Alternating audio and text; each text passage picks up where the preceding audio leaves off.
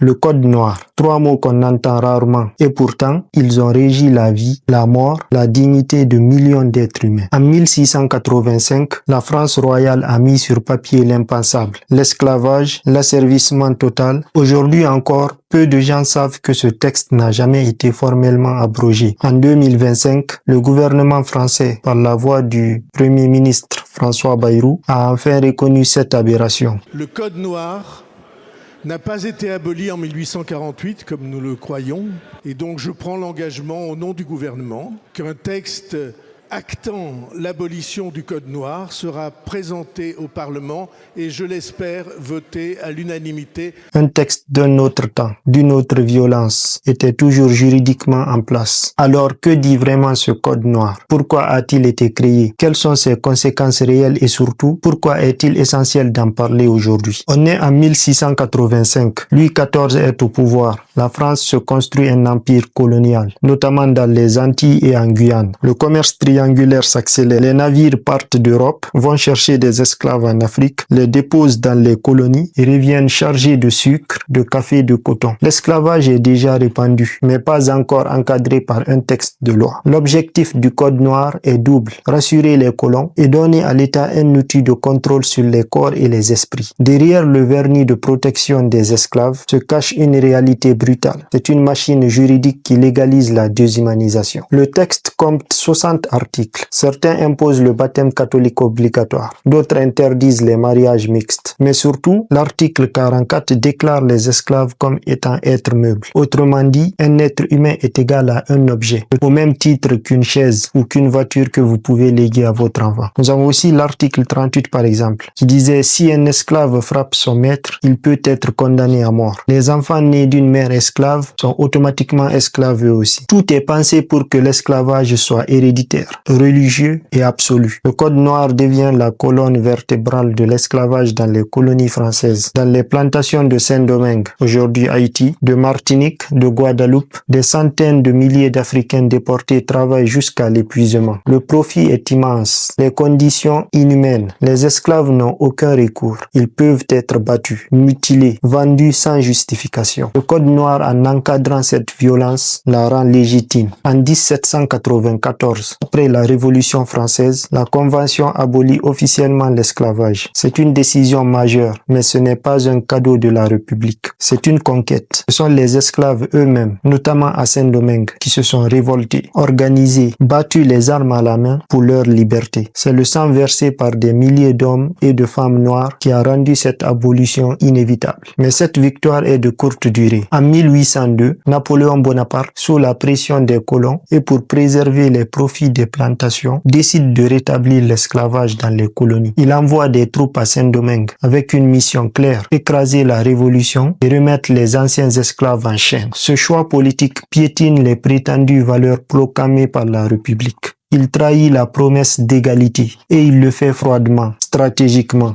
parce que l'esclavage rapporte, parce que la liberté des Noirs fait peur, parce que pour Napoléon, l'économie vaut plus que l'humanité. Mais les esclaves ne se laissent pas faire. En Guadeloupe, Louis Delgrès résiste jusqu'à la mort contre les troupes françaises. À Saint-Domingue, Dessalines, Toussaint Louverture, Henri Christophe mènent une guerre totale. Et en 1804, Saint-Domingue devient Haïti, la première république noire indépendante du monde. Alors on peut poser la question: la Déclaration des droits de l'homme, à qui s'adressait-elle vraiment? Tant qu'elle excluait les colonisés, les esclavagisés, les femmes, c'était quoi? Une promesse universelle ou une illusion, une arnaque? En 1848, la France abolit l'esclavage pour la seconde et dernière fois. C'est un tournant. Victor Schœlcher joue un rôle central. Mais là encore, ce n'est pas un acte de charité. C'est le fruit d'années de résistance, de soulèvement, de revendications venues des esclavagisés eux-mêmes. Les insurrections, les sabotages, les fuites, les refus de travail, tout un arsenal de lutte quotidienne a rendu l'esclavage ingouvernable. Les esclaves ne se sont pas contentés d'attendre qu'on leur accorde la liberté. Ils l'ont arraché jour après jour, acte après acte. Mais une fois encore, le droit trahit l'histoire, car le code noir, lui, n'est toujours pas abrogé. Aucun texte officiel ne vient effacer cette ordonnance ignoble. Elle reste là, silencieuse, comme un vestige légal d'un monde raciste. Cette anomalie dure plus de 170 70 ans. Le Code noir a laissé des traces profondes, juridiques, sociales, mentales. Il a construit une hiérarchie raciale justifiée par la loi. Il a posé les bases du racisme structurel. Il a nourri un imaginaire colonial où certains peuples sont faits pour commander et d'autres pour obéir. Encore aujourd'hui, les inégalités raciales, les représentations, la méfiance envers les institutions trouvent leurs racines dans cette histoire-là. Il aura fallu attendre l'an 2001 pour que la République française reconnaisse par la loi que la traite négrière et l'esclavage constituent des crimes contre l'humanité. Madame la ministre,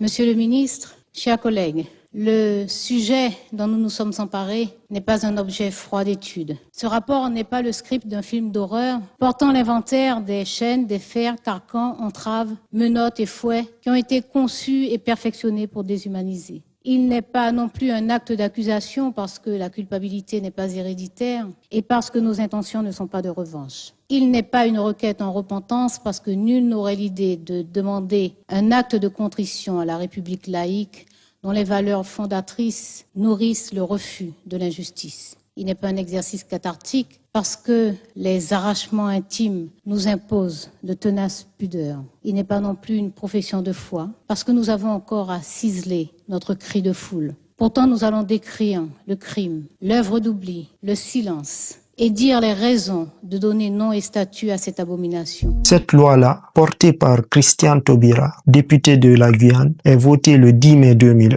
et promulguée le 21 mai. C'est la loi numéro 2001-434. Aujourd'hui, l'une des 4 grandes lois mémorielles françaises. Mais cette reconnaissance arrive alors qu'aucune indemnité n'a jamais été versée aux descendants d'esclaves. Et cela pose une autre question brûlante. Une fois encore, les faits parlent plus fort que les symboles. Quand Haïti proclame son indépendance en 1804, après avoir brisé les chaînes de l'esclavage, le monde entier se braque. La jeune République noire est isolée, menacée, étranglée. Et en 1825, la France, dirigée par Charles X, impose le choix impossible à Haïti. Payer 150 millions de francs or pour indemniser les anciens colons. Une dette imposée pour que l'on accepte leur indépendance. Autrement dit, les anciens esclavagistes sont indemnisés pour avoir perdu leurs biens humains. Haïti payera jusqu'en 1887 et cette dette plongera le pays dans un cycle de pauvreté chronique dont il ne s'est jamais relevé. Et ce n'est pas fini. Quand la France abolit l'esclavage une seconde fois en 1848, ce sont encore les anciens propriétaires d'esclaves qui touchent l'indemnité. En 1849, une loi leur attribue 126 millions de francs pour préjudice économique. Guadeloupe, Martinique, Réunion, Guyane, Sénégal, les colons sont indemnisés. Les esclaves, eux, ne reçoivent rien. Pire encore, ceux qui demandent une indemnisation en faveur des nouveaux libres sont ignorés. La priorité, c'est de préserver la stabilité économique, d'éviter un nouveau Haïti. Cette logique perdurera dans le droit français jusqu'en 2017. Ce n'est qu'à cette date que les dernières traces de cette indemnisation coloniale ont été officiellement abrogées. Pendant plus de 160 ans, la République française a donc laissé dans ses textes une reconnaissance officielle de l'indemnisation des anciens esclavagistes. Voilà aussi l'héritage du Code noir. Ce n'est pas juste un texte ancien, c'est un système juridique et moral qui encore aujourd'hui explique des inégalités profondes. En mai 2025, le Premier ministre François Bayrou apprend publiquement que le Code noir n'a jamais été formellement aboli.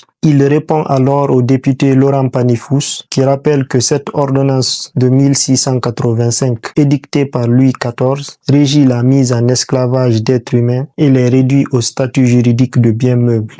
En ce mois de commémoration des victimes de l'esclavage, je prends solennellement la parole au nom de mes collègues Max Mathiazin et Olivier Servat, députés de la Guadeloupe, et de tous mes collègues du groupe Lyot, pour vous alerter sur un élément troublant de notre arsenal juridique, la non-abrogation formelle du Code noir. Le Code noir, c'est le recueil des 10 royaux publié en 1685 qui régit la mise en esclavage d'êtres humains et le réduit au statut juridique de biens meubles. Ce sont des châtiments abjects comme les coups de corde, le marquage au fer, la découpe de jarrets, d'oreilles, la peine de mort.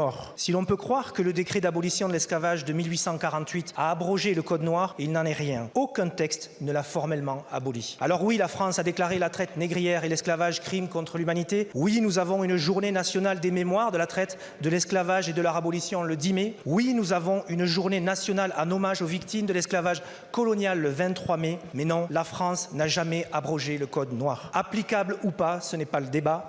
nous parlons ici de dignité humaine, de symboles que l'on doit à ces femmes et ces hommes mis en captivité, à leurs descendants, au nom de la justice réparatrice. Monsieur le Premier ministre, l'heure est venue pour la République de se laver de cette ignominie qu'est le Code noir. Je vous remercie. Je vous remercie, Monsieur le Président. La parole est à Monsieur le Premier ministre. Merci Madame la Présidente. Mesdames et Messieurs les députés, Monsieur le Président Panifous, grâce à vous, grâce à votre question, je découvre cette réalité juridique que j'ignorais absolument et j'imagine tous ceux qui sont autour de nous que le Code noir n'a pas été aboli en 1848 comme nous le croyons, après avoir été aboli pendant la Révolution française, puis rétabli par Napoléon.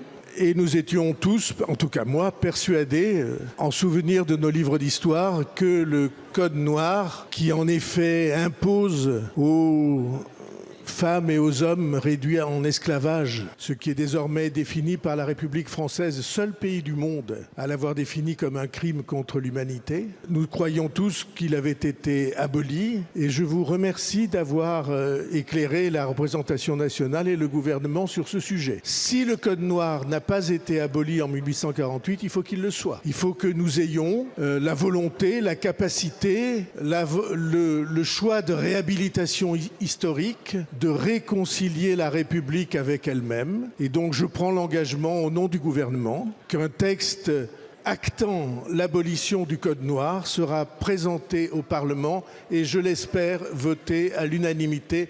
En tout cas, c'est la volonté du gouvernement. Il s'engage alors à faire voter une loi pour abolir enfin explicitement ce texte indigne. Un aveu d'ignorance stupéfiant. Comment un État peut-il ignorer pendant plus de 3 siècles qu'un texte aussi abject reste en vigueur? Comment expliquer un tel aveuglement? Il aura fallu une simple question au Parlement pour que l'appareil républicain se rende compte de sa propre négligence. Et maintenant, en 2025, on se félicite d'un futur vote qui aurait dû avoir lieu depuis des générations. Oui, il était temps, mais ce temps est celui d'un retard honteux, celui d'un pays qui tarde à regarder son passé en face, celui d'un pays qui parle de réconciliation sans jamais vraiment passer aux actes. L'abolir aujourd'hui, c'est le strict minimum. Ce n'est ni un acte de grandeur, ni une avancée historique. C'est un rattrapage tardif, presque embarrassant de ce que la République aurait dû faire depuis bien longtemps. Le Code noir est l'exemple même de la loi comme outil de domination. Ce n'est pas juste une page d'histoire, c'est un miroir. Il nous oblige à regarder en face ce qu'un État peut faire lorsqu'il veut ordonner l'injustice. En parler, c'est réparer. En faire un sujet public, c'est redonner du sens au mot liberté. Mais cette fois, pour tout le monde.